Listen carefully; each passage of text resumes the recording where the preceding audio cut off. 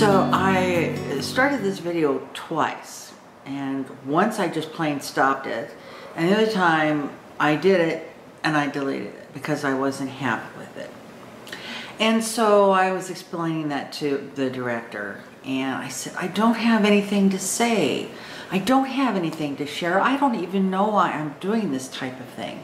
And he said, just talk about life, talk about, you know, if it's a topic that you want to discuss, just talk about it. And so here I am. And like I said, whatever. I don't feel like I have anything to share, but I'm going to share what I think. And, you know, if you like it, let me know. So what I wanted to talk about today was making friends. And I can't candy coat it. For a lot of us, it's not easy to do. I've struggled with making friends as an adult. You know, when you're young and you're in college or you're in high school, you meet people and you become friends with them, but many times those friends just kind of, you know, disappear into the fray of life, you know, and you pick up new people along the line. We didn't have children, and I think a lot of people have an opportunity to meet new friends when you have kids and they're doing soccer and ballet and all that. You get PTA meetings, you know, you get to meet new people and make friends, and again, you know, maybe they stick and maybe they don't. And then come the grandchildren, and we didn't have kids. So that was a real disadvantage to us. We didn't have the opportunity to make new friends, you know, through our kids. And now the friends that we have, which we only have a couple, we don't really have any friends. That's a whole nother subject, I guess. But, you know, so it's hard. And we've been trying to figure out the best way to make friends. And the best way to make friends, I think, is to not push it. You know, don't keep just being so aggressive about it. You know, I have found we meet people in the oddest places and when times you don't expect. I have a niece that I talk about, and right now she's 42 years old. And when she was younger, you know, she was trying to find somebody to marry, and she was very depressed that you know, she knew a lot of people, and she went to school, so she was surrounded by, you know, young people her own age. And I said, Lee, you know, one of these days, you know, you're gonna be at a grocery store and you're gonna reach out to get a yogurt, and some man is gonna reach for that same yogurt, and it's gonna be ta-da. And I think lots of, oh, there's my lawn people. I think I'll cut this just until they've passed over.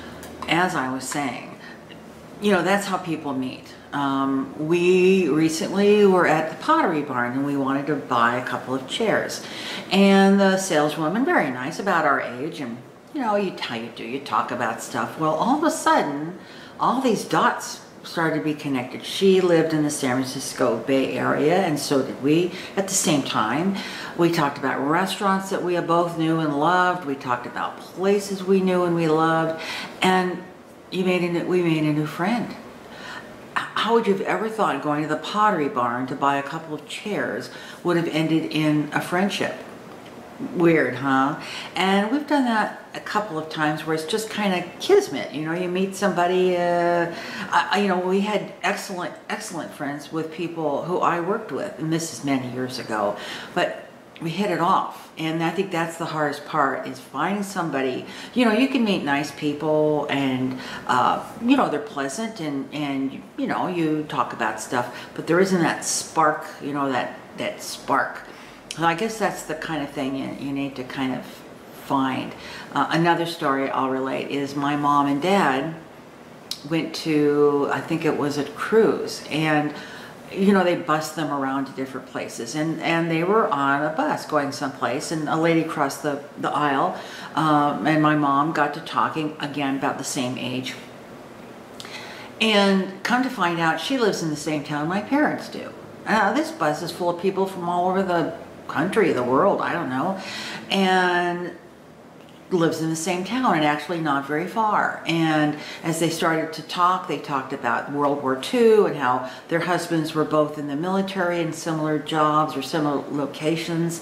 Mom was a Rosie Riveter. This woman worked, you know, in the war field as a volunteer as well. They made fast friends, like super fast friends, and you know, you wouldn't have ever known that could happen. a sideline of that story is mom had cancer, but she was, still functioning. She was, able to do things. And her friend decided to bake a pie for her. And she comes over to the house unexpected, and my mom answers the door, and she's not really pleased about this. She didn't let her friend inside the house, and here this lady's holding this homemade pie. And she, was gracious. And mom felt, I guess, uncomfortable about how she appeared or what it might have been. And so she was telling me this story, and she was kind of upset with this woman. How, who does she think she is coming over unexpected? And my parents didn't have very many friends either, And I said, Mom, do you really need to alienate a friend that you have? This woman baked you a pie, and we don't have an opportunity to make many friends in this world, Mom, and it would be sad to see you lose one. And that made her really stop and think. And of course, she mended that relationship. We have found, and I think that that this might be something you could experience, is that if you find a passion that you love, people say, oh, we'll go to, go on a cruise, go on a trip, go to the library, and you'll meet friends. Not necessarily. Maybe you will, maybe you won't. But I think if you have like a love for something, let's say cooking, take a cooking class, because there's going to be people in that class that love cooking. Or if you're a church person, go to church, because all those people in that church, are church people. Or an organization, let's say you love Greenpeace, or I don't know what it would be, if you get involved in that organization, here's the deal, is that you have cut off half the problem of meeting people and clicking with them, because you are now putting yourself into a position where everybody feels like you do about whatever it is.